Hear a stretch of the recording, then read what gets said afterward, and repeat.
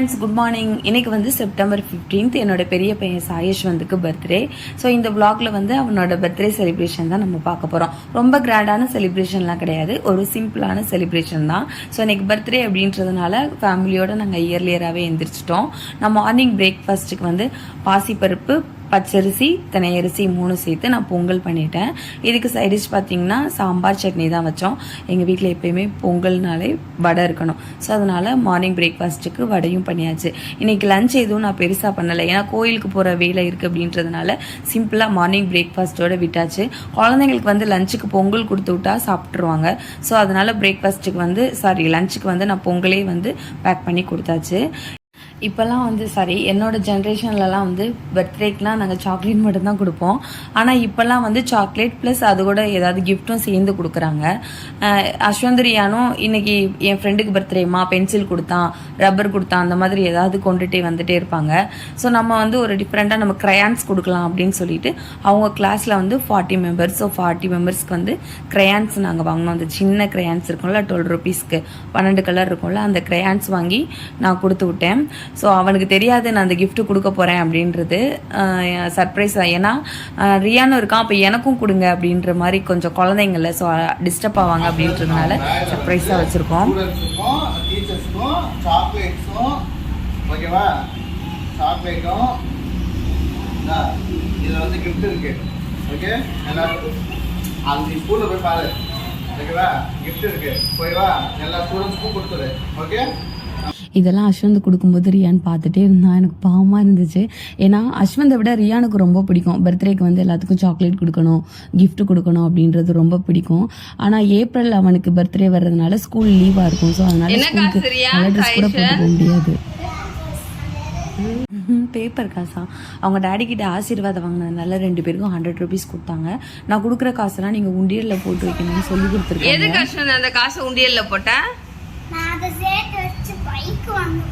Bike வாங்க போறேன்.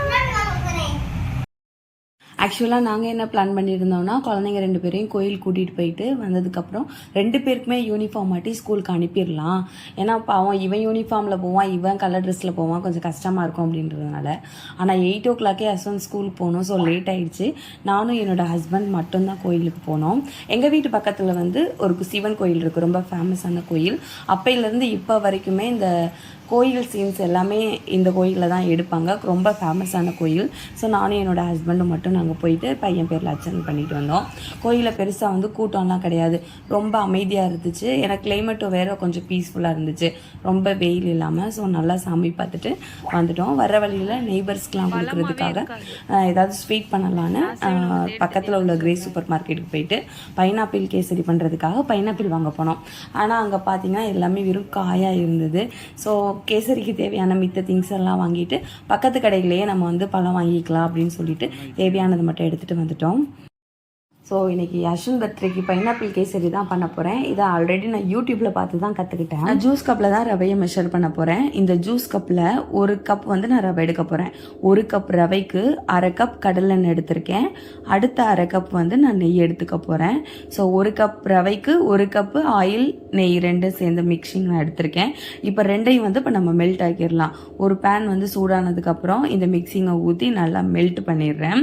நல்லா மெல்ட் ஆனதுக்கப்புறம் ஒரு பாத்திரத்தில் பாதி மிக்சிங்கை வந்து நம்ம எடுத்து வச்சிடலாம். ஏன்னா லாஸ்ட்டாக ஊற்றும் போது நமக்கு கொஞ்சம் டேஸ்ட்டாக இருக்கும். ஸோ அதனால் பாதி மிக்சிங் வந்து நான் எடுத்து வச்சிடுறேன்.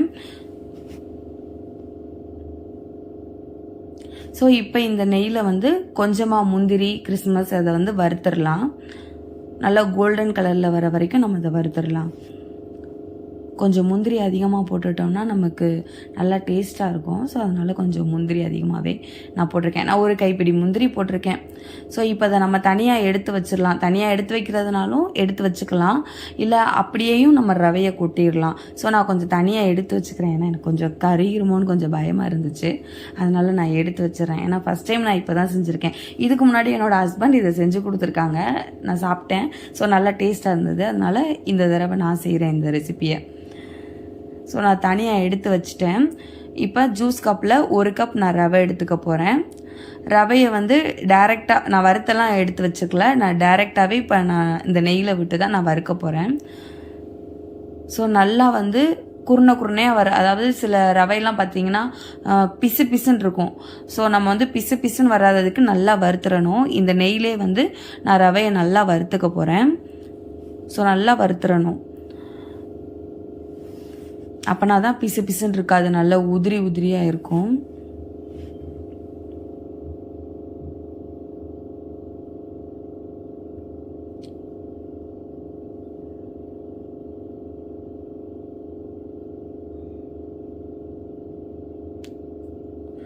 நல்லா வறுபடணும். அப்போனா தான் நமக்கு ரவை நல்லா சாஃப்டாகும். நம்ம எவ்வளோ வறுக்கிறோமோ அவ்வளோ ரவை வந்து நல்லா சாஃப்டாகும்.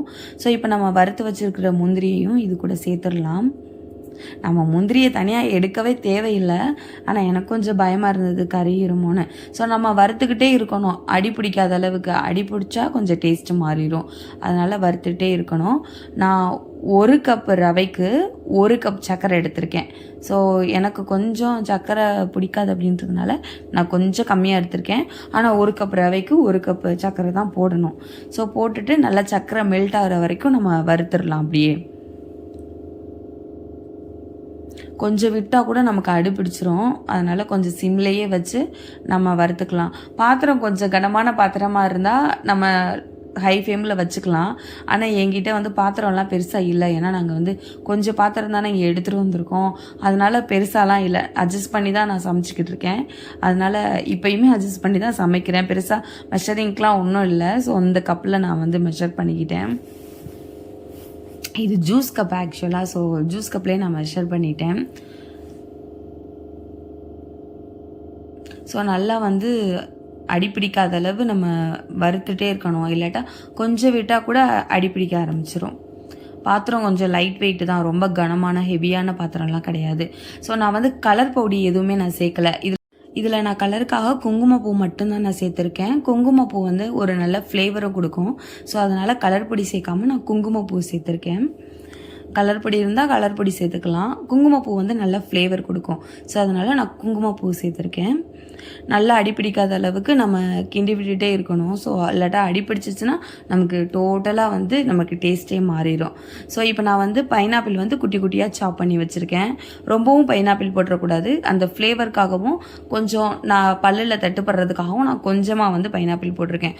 ரொம்ப நம்ம வந்து பைனாப்பிள் போட்டுட்டோம் அப்படின்னா நமக்கு வந்து குங்குமப்பூவோட டேஸ்ட் வந்து தெரியாது.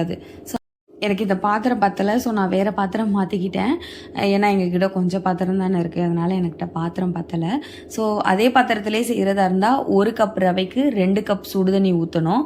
ஸோ நான் இப்போ வேறு பாத்திரம் மாற்றிருக்கேன். அதனால் வந்து நான் டைரெக்டாக சுடுதண்ணியை இந்த பாத்திரத்திலே நான் ஊற்றிட்டேன். ஸோ இப்போ வறுத்து வச்சுருந்த எல்லாத்தையுமே வந்து இந்த பாத்திரத்தில் இப்போ நான் மாற்றிக்கிறேன். ஸோ இப்போ எல்லாத்தையும் நம்ம இதில் மாற்றிக்கிடலாம். நான் கொஞ்சம் கொஞ்சமாக சேர்த்துக்கிறேன். ஏன்னா திடீர்னு அடி பிடிச்சிருச்சுன்னா என்ன பண்ணுறது. ஸோ இப்போ எல்லாத்தையும் நம்ம இதில் மாற்ற போகிறோம். அதே பாத்திரத்திலையே வச்சுருக்கோம் அப்படின்னா டைரெக்டாக நம்ம சுடுதண்ணியை வந்து 2 கப் சுடுதண்ணியை நம்ம அதில் ஊற்றிடலாம். ஒன்றும் தப்பு கிடையாது. என்கிட்ட பாத்திரம் பத்தலை அப்படின்றதுனால நான் வேறு பாத்திரத்தில் இப்போ நான் மாற்றிருக்கேன்.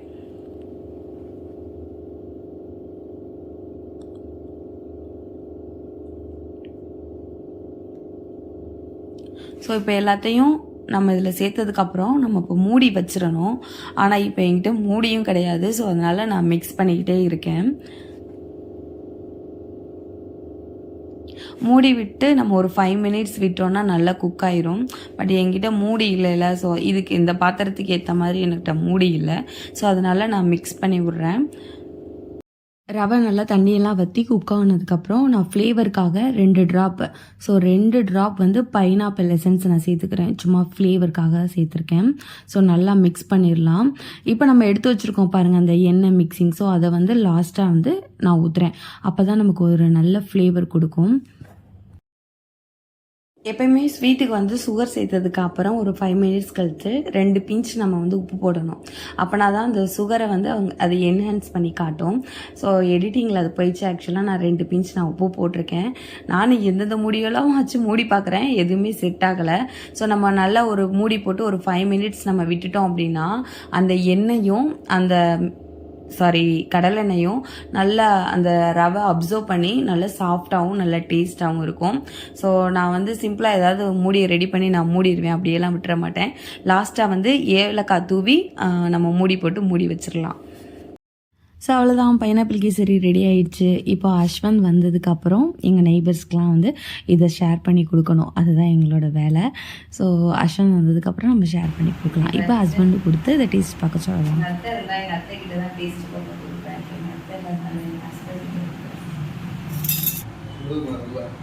வெந்திருக்கா ரவையெல்லாம்